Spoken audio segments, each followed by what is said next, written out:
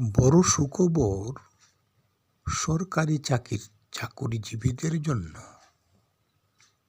এবার পদক্ষেপ নিল সরকার।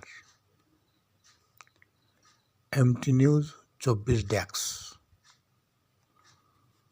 সরকারি চাকুরিতে নানা ধরনের অসন্তোষ নিরসনের পদক্ষেপ হিসেবে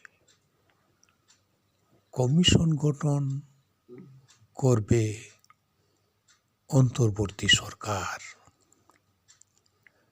সাবেক তত্ত্বাবধায়ক সরকারের উপদেষ্টা ও সাবেক সচিব আব্দুল মুঈদ চৌধুরীকে এই কমিশনের প্রধান করা হচ্ছে। সোমবার অন্তর্বর্তী সরকারের আইন, বিচার ও সংসদ বিষয়ক উপদেষ্টা অধ্যাপক আসিফ নজরুল এ তথ্য জানান। আসিফ নজরুল বলেন, বিগত 15 বছরে আওয়ামী লীগের শাসনামলে সরকারি চাকুরিরত অনেকে নানাভাবে বঞ্চনার শিকার হয়েছেন, পদবঞ্চিত হয়েছেন, পদোন্নতি বঞ্চিত হয়েছেন। এর বাইরে সরকারি চাকুরি কেন্দ্রিক নানা দাবি আছে।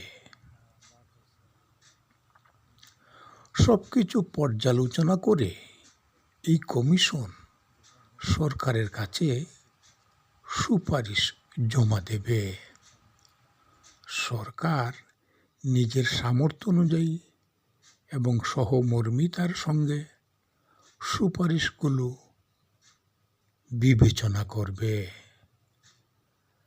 জানা গেছে, রাজধানীর সেগুনবাগিচায় হবে এই কমিশনের কার্যালয়। গত বৃহস্পতিবার উপদেষ্টা পরিষদের বৈঠকে বিষয়টি আলোচনা হয়।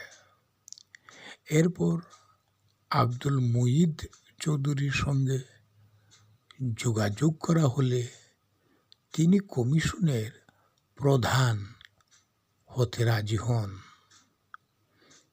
তিনি সরকার গঠিত জনপ্রশাসন সংস্কার কমিশনের প্রধান হয়েছেন। পাশাপাশি তিনি অসন্তোষ নিরসন কমিশনেরও প্রধান হিসেবে দায়িত্ব পালন করবেন।